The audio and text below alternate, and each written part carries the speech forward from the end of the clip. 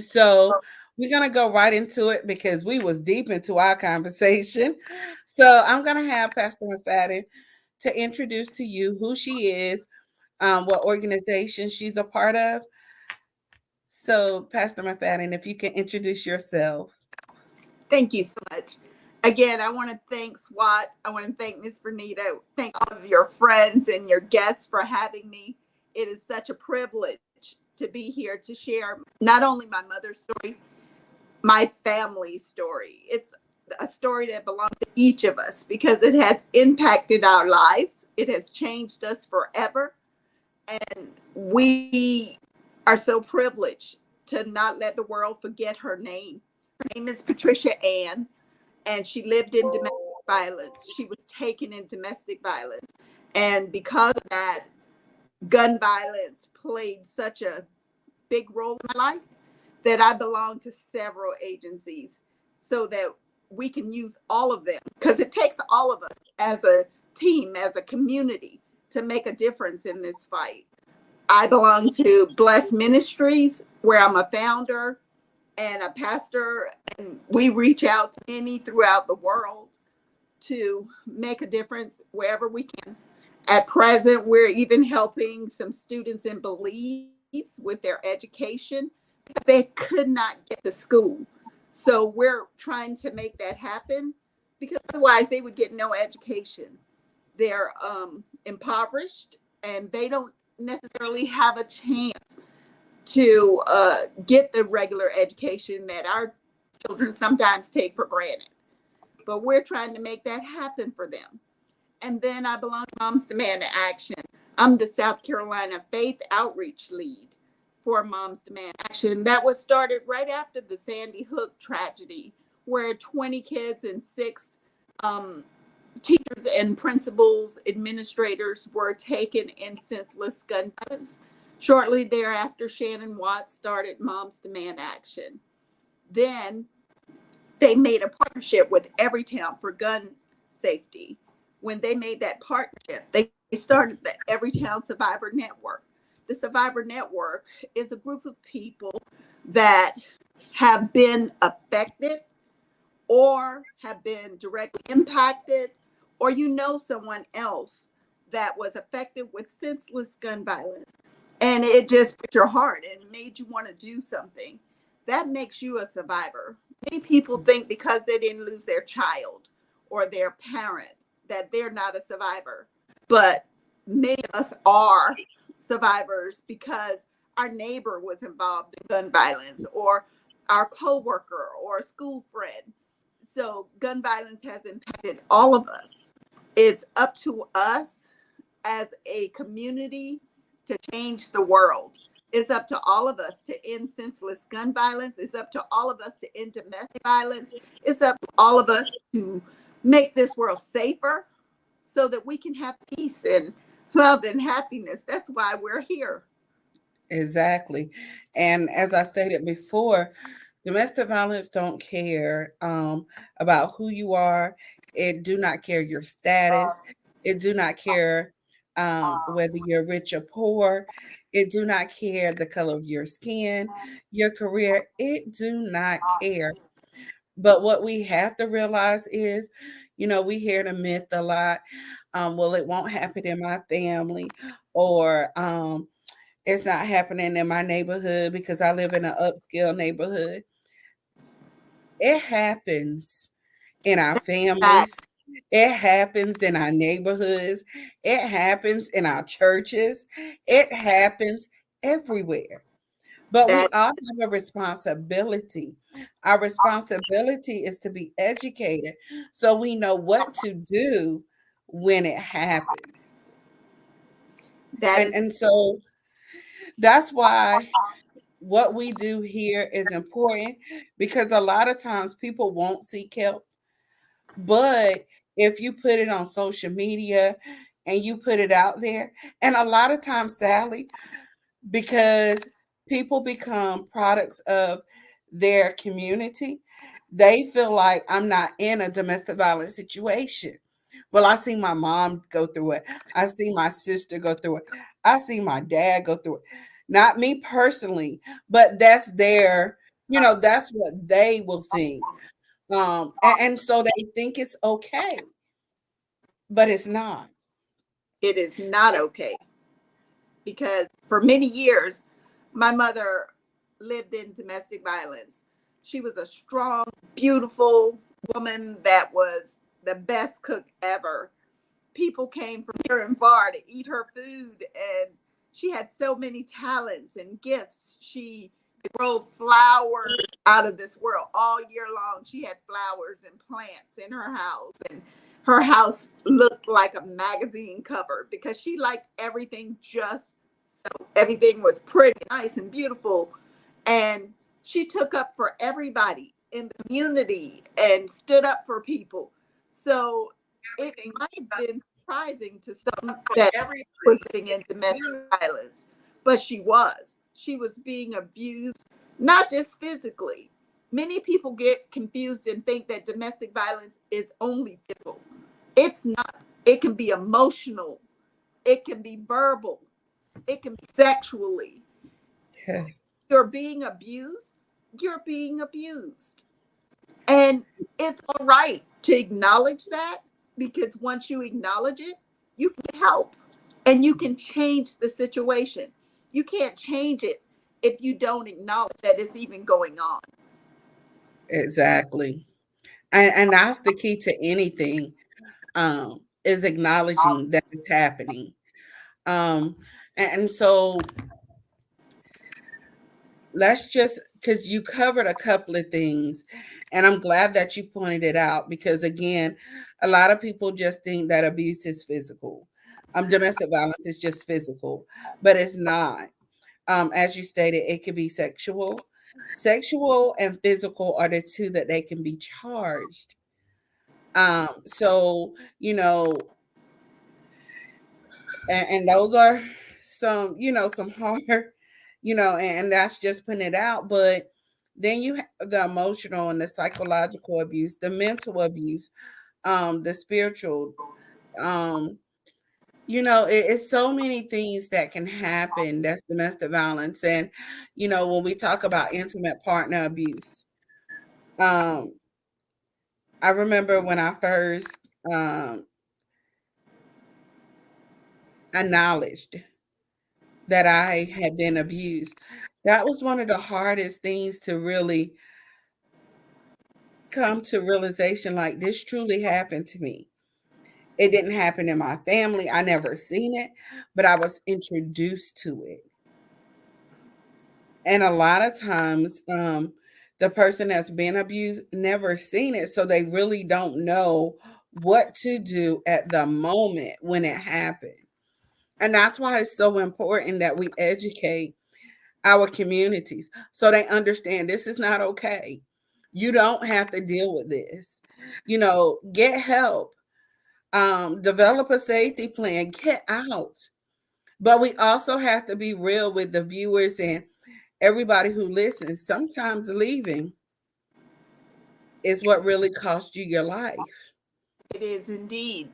It is what cost my mother her life, because she did not have a safety plan, because she didn't leave safely, because she put herself in danger. She's not here with us today. Mm. And that's not easy to say. I told you she was a very smart woman, very bright, very with the community. But there are just some things people don't know. But it is my goal to tell others that you can leave safely, that you can make a plan, that you can get help, that you can call others, and you can find a way out of domestic violence, and you can live. When we were discussing previously about the different forms of abuse, Mhm. we briefly mentioned verbal abuse, and we briefly mentioned emotional and mental abuse.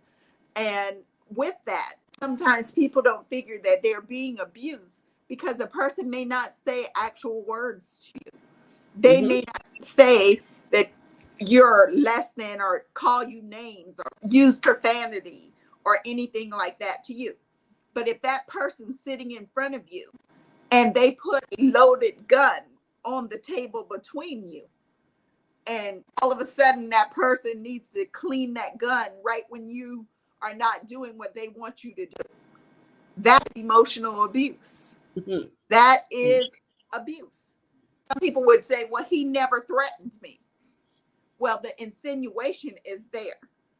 You understood that if you're not doing what he wanted you to do or what she wanted you to do, because men are abused too. Used as well. Yeah. Yes. So if you're not doing what that intimate partner wants you to do at that moment, then it is an abusive situation. And although there are sometimes they may not use a weapon, but if they're saying words to you that keep you down, that keep you feeling less than, that take away your strength and take away your power and take Mhm. away your self-esteem, that is still abuse. Some people figure because he didn't put his hands on me or she didn't put her hands on me, then they didn't abuse me. But there are sometimes deeper abuse when words are used or emotional mental abuse is used, because those things are harder to erase. I was And told a story a long time ago, and I've never forgotten it. That how important words are. The words, like, there was an old man, and he, every time his son did something, he would call him a name, send him out to this fence pole, and have him put a nail in the fence pole. When he did something that he figured was good, he would let him go out there and take a nail out of the fence pole. So the boy did everything he could possibly do to be good, so that eventually he could remove all of the nails from the pole when he had been what he considered bad. Well, eventually he had no more nails in the fence pole. And the man said, well, I guess you've finally done it. I guess you're finally good. And he said, I still wouldn't know if I'm good or not, because I have so many holes that I still have to look at. So mm, the abuse, the evidence of it was still there. The evidence is the same as if you had received verbal abuse or emotional abuse. The holes are still there. The scars, the pain, the trauma is still there. And it has to and be acknowledged in order to right. be repaired. And he, And a lot of times, what people don't understand is also called nonverbal. They don't say anything, but as you were saying, he had the gun, cleaning that gun. That's nonverbal. He didn't say anything, but he's letting you know if you make the wrong move, or the silent treatment, where you're talking to them, you're trying to, work the problem out, and they're refusing to talk to you. It's like you're in the same room, but they're not there, you know, um, but you can feel the tension. So, I want people to know, like, it's not always verbal. And honestly, I remember when I was going through, and this is gonna sound, I would rather for you to hit me because that's gonna go away.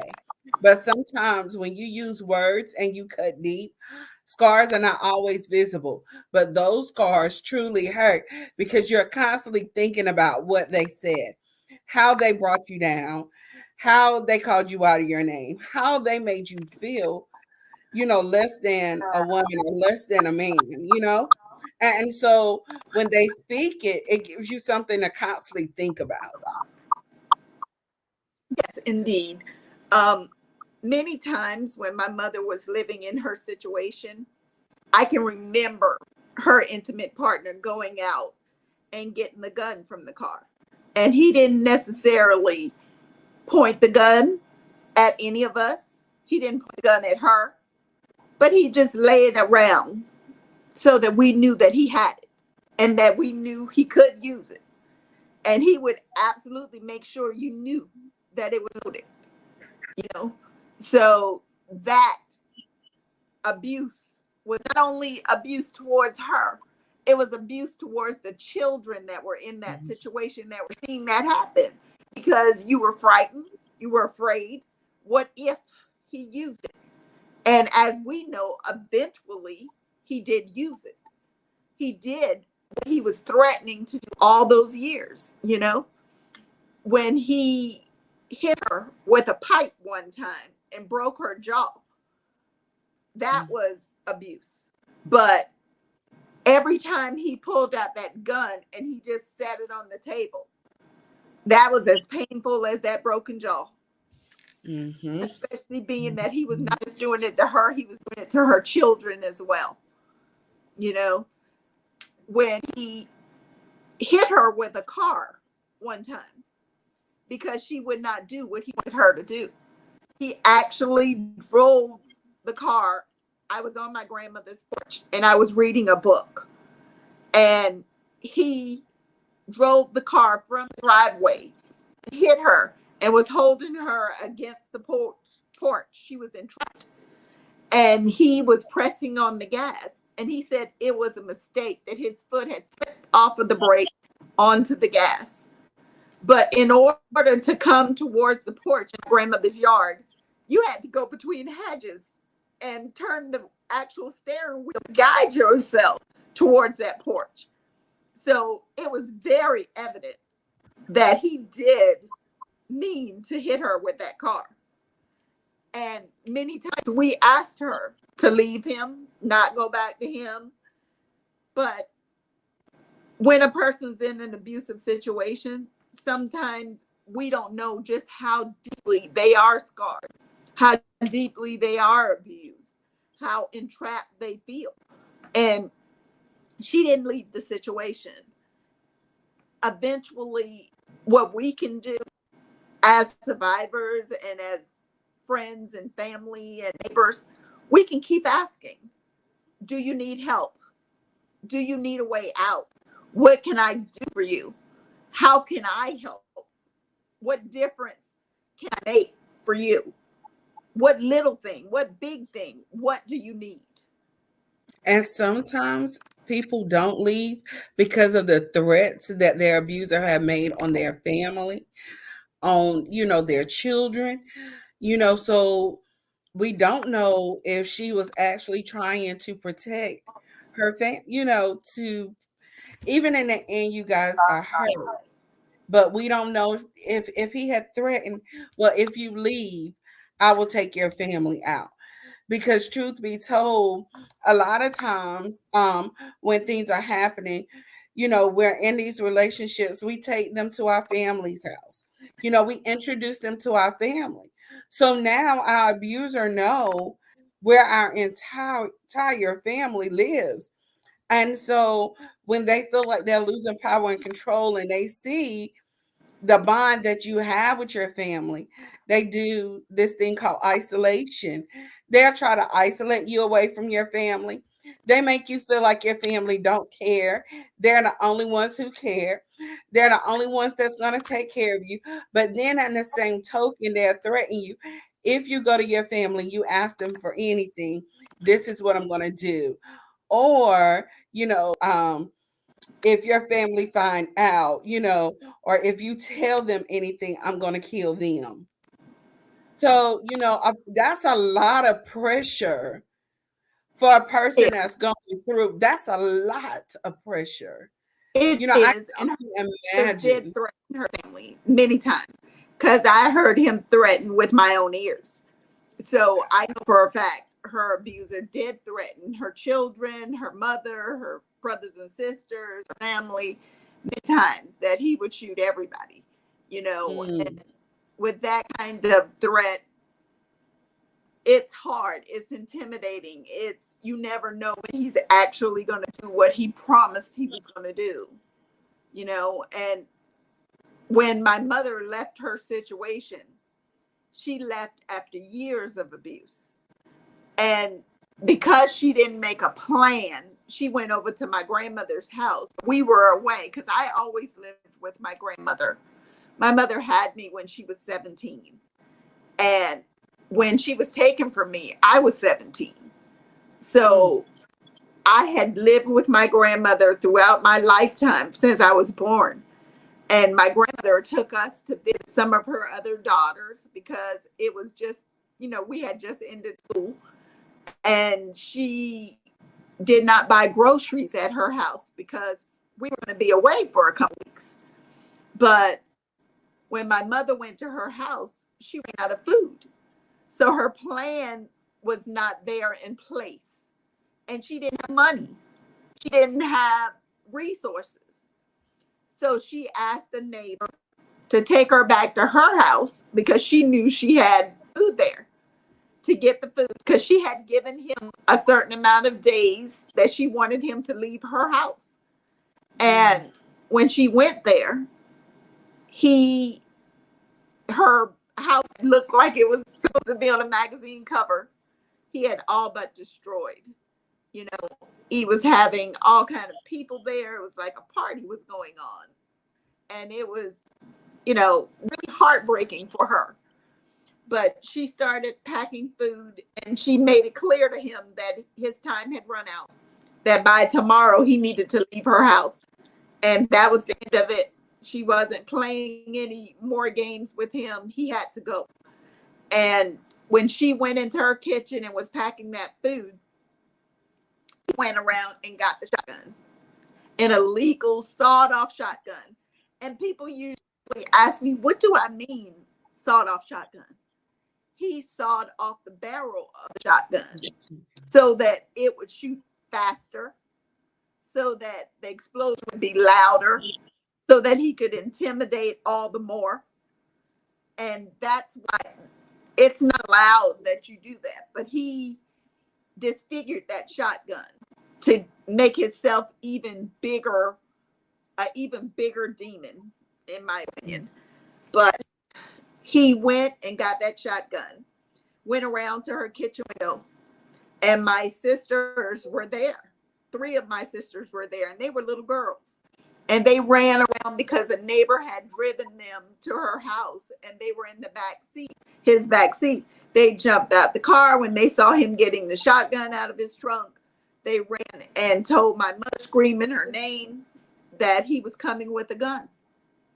When they got to the door, he shot the gun through the window and shot my mother in the forehead in front of her 3 little girls. And that is something that they will never, ever, to this day, forget. Yes. To see their mother shot in cold blood and die on the kitchen floor of their home. And he did this. And as an abuser that he was, he immediately turned to him and said, you should run and get help or your mom's going to die. And if she dies, it's your fault. Who does that to little children, But that's what he did, because he wanted to cast the blame on someone else, take the blame away from himself. Away from himself. Mm-hmm. Yes. But he was arrested, sentenced to 21 years for her murder. He was sentenced to 21 years for the amount of drugs that they found in his possession. So he was sentenced to 40 years. But our system is not always what it should be. Even for abusers, for domestic violence abusers, even for murderers who shot someone in cold blood with a sawed-off shotgun, who was already a felon, who should have never had access to a weapon in the first place. But this person was sentenced to 42 years and served less than the first time he got out on probation. I think he had served something like 7 or 8 years. And then he was on drugs again, went back to jail for a couple of years. A total of maybe 10 or 11 years is all that he served. Went back into the community, selling drugs and doing the same things that he had been doing all along, that he told the system he was rehabilitated from. Instead, he went back into the community and was victimizing others by selling toxic drugs to the community. And when also tell our viewers how he killed. He was shot and killed by an unknown assailant. And my grandmother, she always used to say something that I would never forget. If you live by the sword, you die by the sword. Blessed be the name of the Lord. And for that, that's when we saw that as real, because it came to pass. He had Mhm. taken my mother away, and she made me promise, and all of the young people in our family, all my mother's brothers and sisters, who, we had several of us in the military and such. I am an Army veteran. The reason I'm an Army veteran is because my mother was taken gun violence. It's because my mother lived in domestic violence. When she was taken, I had to find a way to help my grandmother, support three more little girls. She was down to just two kids left at home, me and her last child, who was younger than me. But the two of us were there, and then all of a sudden, now she has three more children to take care of. So I delayed going to college, went into the military, and was able to help her financially while she was able to help raise them physically. It was a situation that, for a young person, it's a hard decision to make, because you're giving up your college life, where you can have Right. fun and live in the dorm to do those things. Instead, I chose to take the adult route, and I don't regret it. Because of those choices, because of domestic violence, because of gun violence, I've been able to see places in the world that I may never have had access to. I've been able to sit at the table with prime ministers, Prime Minister Margaret Thatcher and President George Bush Sr. And I served at NATO and traveled around the world in places that I may not have gotten to go. So, although domestic violence and gun violence was a factor, I feel like we used it and took the good things out of it. You Mhm. see, we stepped on it and used that pain for purpose. We took that pain and chose to use it for power. We chose to make a difference in the world. Every time my mother was not at something, a graduation, a birth, a marriage, then here's another reason that we got to do something else good in the world, because we Mhm. could sit around and cry every day about it, but that's not going to do us any good. It's not going to do us any good. But if we save a life, if we make a That's difference, rewarding. if we help a woman leave domestic violence, then that's when it makes a difference. If we can just in some way change the world instead of letting this pattern keep repeating, Mm. then her life nor her death is in vain. That is so true. Like, your strength is just amazing. Like, just listening to you, and I just can't, I'm just emotional, and it's very it's very it's not a lot that I'm with few words, but it's really touching. I do want to say to you, thank you for being a vet. We appreciate your service.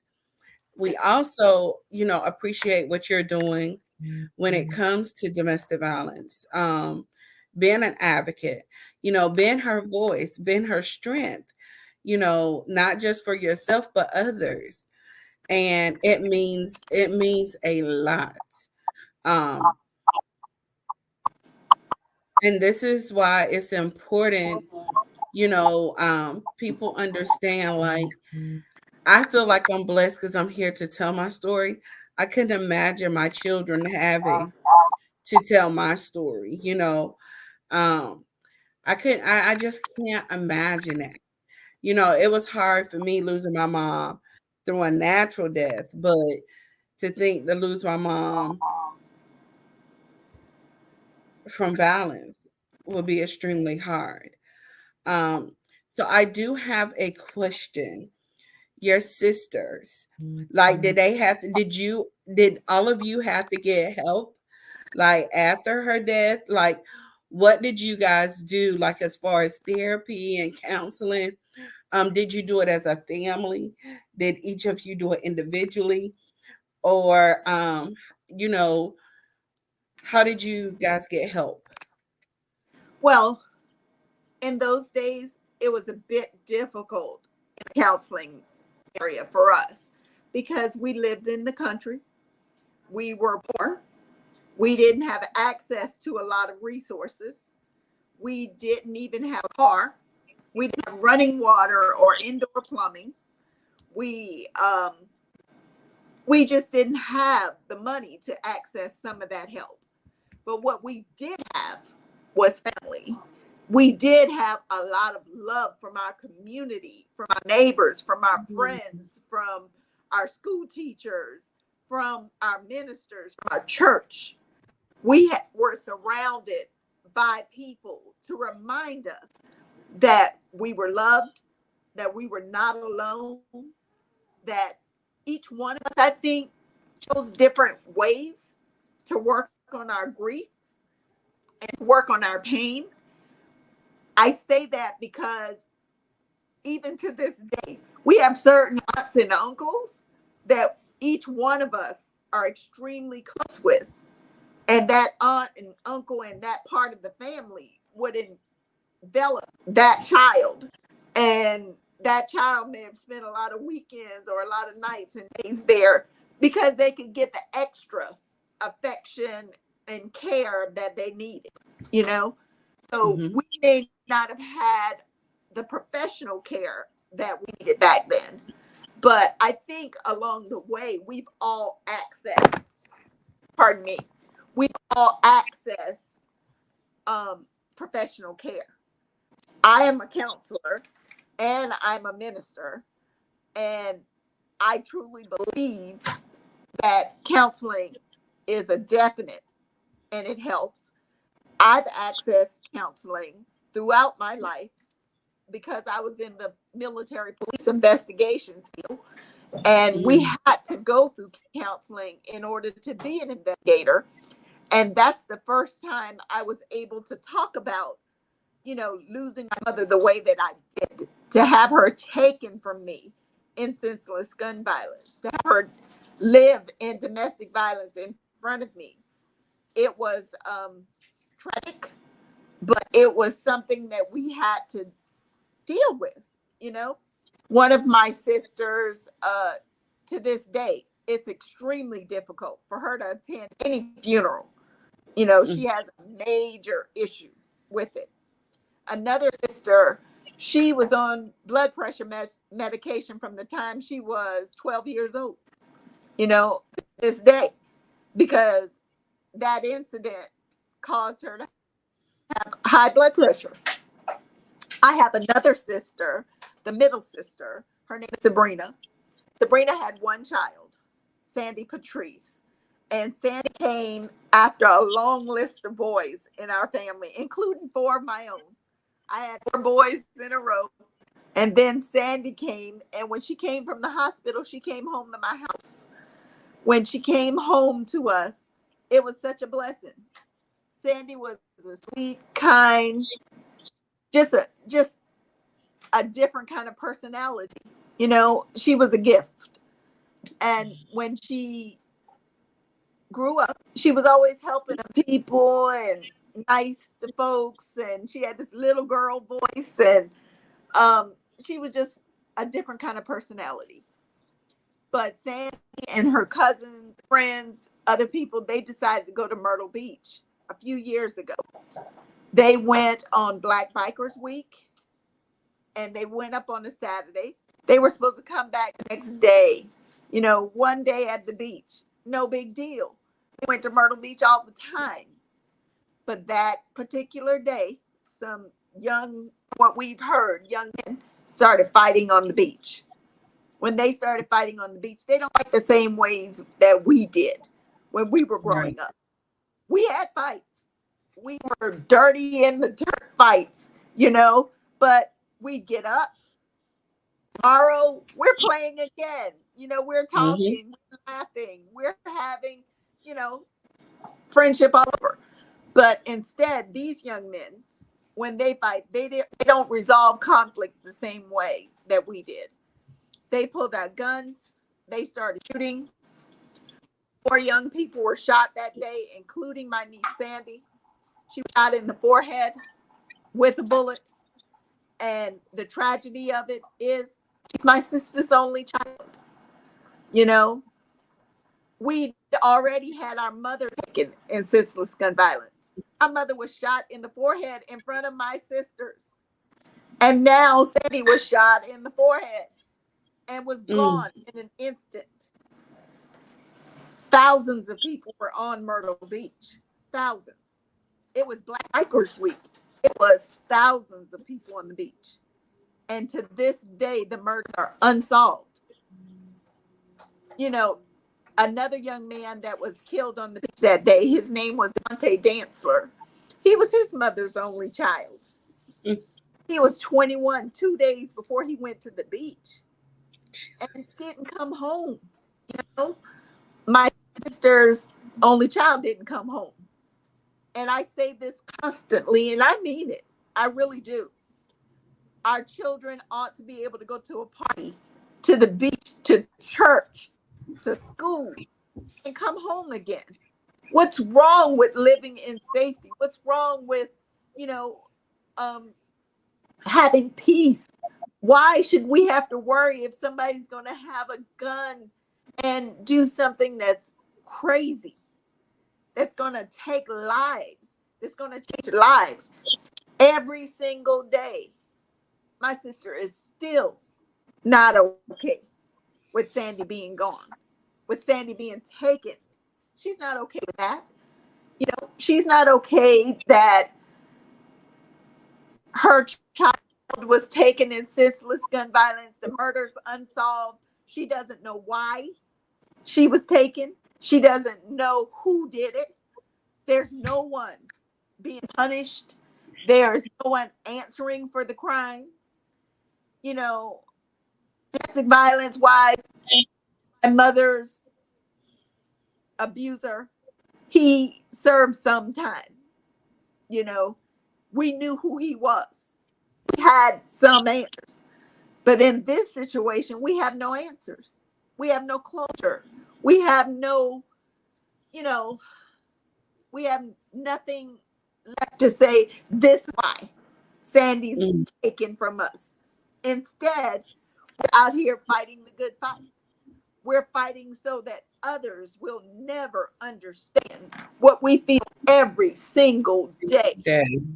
That they won't understand pain and the heartbreak of their children, their parents, their loved ones being taken in senseless gun violence or living in domestic violence. We don't want them to know what it's like. A lot of people talk about this club that we all belong to.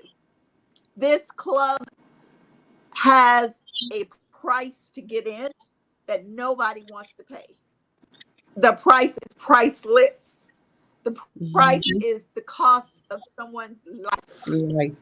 And we don't want you to know. We don't want you to pay. We don't want new members. Excuse me.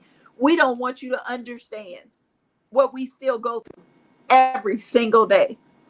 We just want to do everything we possibly can to end senseless gun violence. We want to do everything we can to end domestic violence.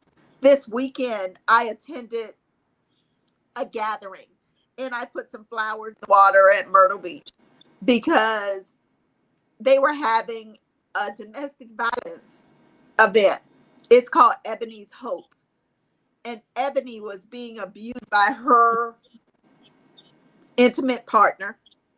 Eddie Bay, as her family calls her, she thought she had gotten away from him. But instead, her plan was not safe enough. And he found her and killed her in front of many of her family and friends, and then killed himself.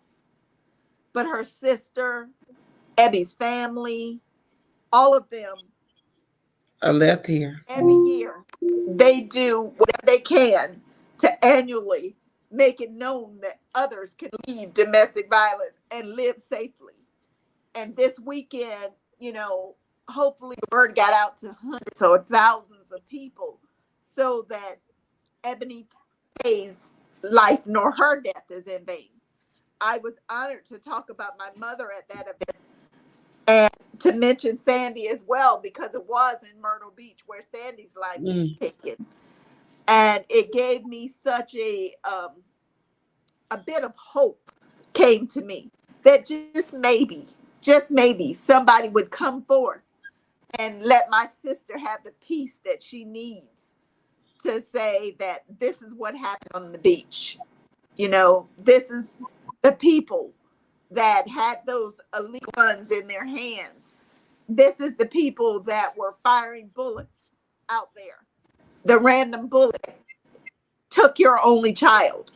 mm. These are the people. And hopefully those answers will come. I have faith and I believe that they will come, especially as long as we're out here sharing light and bringing hope and being a voice for domestic violence and being a voice for gun violence. As long as we're out here, then something positive is going to come forth. Exactly. What year was it that your niece was shot in Myrtle Beach? It's been 7 years. Sandy was shot May 23rd of 2014. And Okay. it was Black Bikers Week. And the 4 young people that were shot that day was Devontae Dantzler, uh, Jamie Williams, and Keith Williams was shot 5 times, but he did live through that incident. And Sandy Patrice Geddis Barnwell, she was shot and her life was taken. So 3 young people died, and the 4th one was shot, but he lived. And I wanted to put it out there because, maybe somebody, just calling her name, they might not know anything, but putting a date and a time, a year to it, somebody may come forth. We just never know. And I pray that somebody do say, hey, I seen something. Um, Also, just another question for you, with coping with the death of your mom. I did ask you about your counseling. I'm sorry. Um, we know that you're in the fight, to advocate for others, to help others. But and we also know that you have a book out. Can you tell us about your book? Yes, yes. Well, the ways that I fight this good fight, I want to tell you about them. Uh, I am a surrogate speaker for Everytown for gun safety. I am a senior survivor fellow for Everytown. That means I get to tell my story. I get to tell my mother's story. I get to tell my niece's story all over the world. And they have given me the platform to do that. And I am so grateful. As a survivor, many times we don't have a voice or we don't know how to tell our story. Every town has resources to help a person tell their stories. There is a website called momentsthatsurvive.org where you can go and read Sandy's story. You can read my mother, Patricia Ann's story, and you can read thousands of others that have told the stories of their loved ones that have been taken in senseless gun violence. You know, if you need help and you are a survivor, every town has resources like BetterHelp. BetterHelp is free counseling for any survivor that is a part of, being out here in this fight of gun violence. If you need someone to talk to, you don't have to go to an office. They'll come talk to you on your phone. They'll talk to you over social media. They'll talk to you in an office if that's how you prefer. But they have free counseling that's available for you. There are so many other resources available to help you be your voice for the loved ones that have been taken. You know, if you're living in domestic violence, you can call the domestic violence hotline and find a plan to help you leave domestic violence safely. I Mhm. wrote a book during the pandemic because the pandemic has been life changing for the world.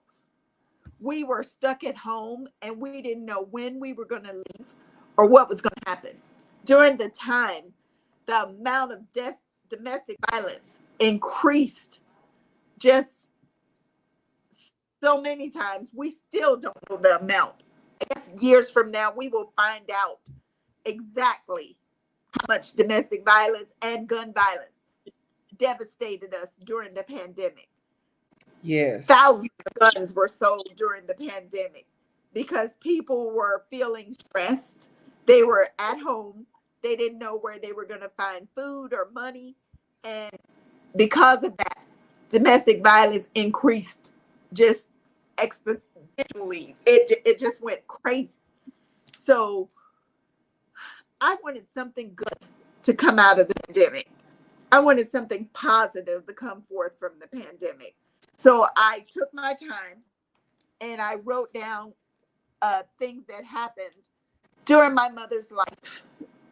And I wanted others to know her story. I tell it wherever I go, but I wanted others to take their time and read it. And in reading it, you can decide if you're living in domestic violence, if you're dealing with gun violence, if you know someone that is, you may be able to help them leave. There are resources in the back of the book that tell you about my advocacy. It also gives you numbers to call for the domestic hotline. It gives you numbers to call if you want to be a part of Everytown and Mom's Man Action. You know, I tell people all the time, just take out your phone and type the word honor. And when you type the word honor to 64433, then you're honoring the people that I love that have been taken in senseless gun violence. You're honoring yourself and everybody that you know that's been taken in senseless gun violence. It's simple. Everybody has a cell phone these days. Pull your phone out, type honor, HONOR to 64433, and get connected to some of these resources.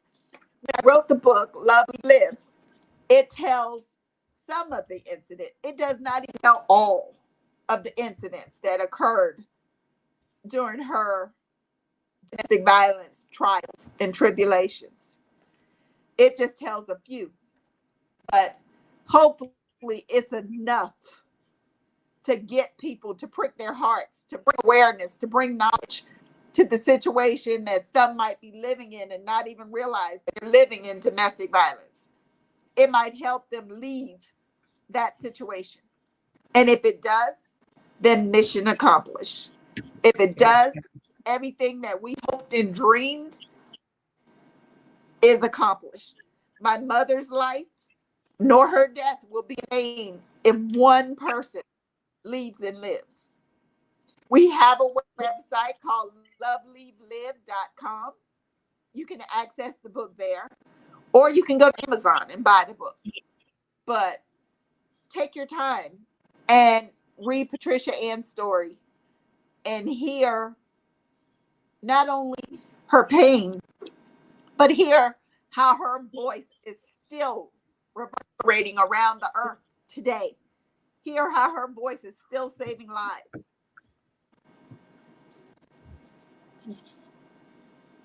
And we thank you. I did put the information in the comments. And again, Pastor McFadden, we thank you so much for being a part of tonight. We just want to leave the viewers with a couple of comments. I always like to give them words of encouragement and also just a piece of knowledge, something if someone is watching who is currently in a domestic violence situation and they want to get out, um, give them some words of encouragement and ways that they can begin to get out, and then I'll come back up and close it out. I just want to say to anyone that's living in domestic violence, you don't have to. You can leave. You can change your life. Just do it safely. I don't want you to have your name on a bracelet one day. My mother's name, Sandy Patrice's name, L'Oreal, Josh, Louie, Corey G, all of them, their names are on this bracelet that I wear constantly. Why? Because their lives have been taken. You don't want your name on a bracelet. You don't want your face on a t-shirt. You don't want your children telling your story. You want to be here for the good times. You want to even be here for the bad times so that you can help encourage your children and your loved ones and your family members. You want to be a part of life. You don't want to stay too long. And you don't know how long is too long. So it is my prayer. It is my hope that you will make a plan and get out of domestic violence, that you will call the National Domestic Violence Hotline, that you will find a way, find a coworker, find a friend, find a teacher, find a minister, find someone and share what you're going through so that you can get the help that you need to leave that situation and live. We want you to live. You are worth it. You are needed on this earth. Someone needs to hear your story of how you made it over and how you got through it. And it will help them live. You know, I wear another bracelet on my arm constantly. And this bracelet has a bullet on it. That bullet came from Bullets for Life. There's an organization called bulletsforlife.org. They take a bullet and take the gunpowder out of it and the primer, and they make something good out of it. And this bracelet, this bullet, is one bullet that will not take a life. This reminds people that bullets can be a good thing. It can be a reminder that we want you to live, not die. So do whatever you have to do, but do it safely. Do it safely so that you can leave and live. Get a plan. Put some money aside. Put your important papers aside. Give them to somebody that you can trust to hold on until you're ready to leave that situation. Call the domestic hotline. Find out what you can do in your neighborhood. There are resources available. There are people that care. I care. Miss Bernita cares. SWAT cares. Moms Demand Action cares. Every Town for Gun Safety cares. We're out here. Black Ministries cares. We're fighting the good fight. Come join us. So Pastor McFadden has really cut into what I normally say, but just to add a little bit to what she said, a safety plan is very important. As she told you, money aside, your important documents like birth certificates, your children, medical records, the name of your medication along with the dosage is very important. So if you have to leave, it's always ways that you can get replacement medication. Um, Also clothes. Have I always tell people to have an overnight bag in your car, in your trunk, under your tire. Um, just those are things important to have. So if you have to leave, even if you don't have clothes, but you have your important documents, no matter where you go, no matter who helps, that's one of the things that you're going to need, because people need proof that you are who you say you are. And and that's how you're going to get the help that you need. So if you're in the situation, I just want to say to you, You don't have to be embarrassed. You don't have to be ashamed. Reach out. Get the help that you need. It's so much out here. Um, SWAT can't do it alone. And if we need Pastor McFadden, I will call, hey, we got this going on. But there's all these organizations out here. We're in this together. It's not about who gets the credit. It's about you being safe. My life is my story. I'm able to tell it, you know, um, but I'm also giving a voice to my son. So with that being said, don't allow the situation that you're in to take your life, your children's life, or someone in your family's life. We have to stop it now. But that's why this is so important to become educated and understand that there is help out there. You don't have to be ashamed. You don't have to be guilty about what somebody else has done to you or done to a loved one. And even if someone that you know is going through, be a listening ear. You may be that person's way of getting out. If you have something negative to say, they hear that all the time. They don't need that. But just be that listening ear. Be that person that's going to be there to encourage them, to push them up, let them know it's okay. But also make sure they have a safety plan. I wish that I can say at the end of every show or, every time I do this, hey, if they leave, they safe. But I can't.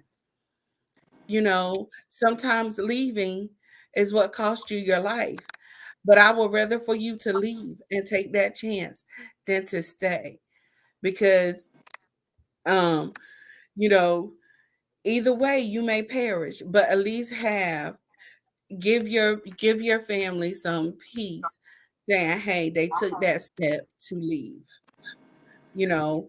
Um, so with that being said, we're gonna close out tonight, but just to let you guys know that anybody who's watching, all SWAT information has been strolling through.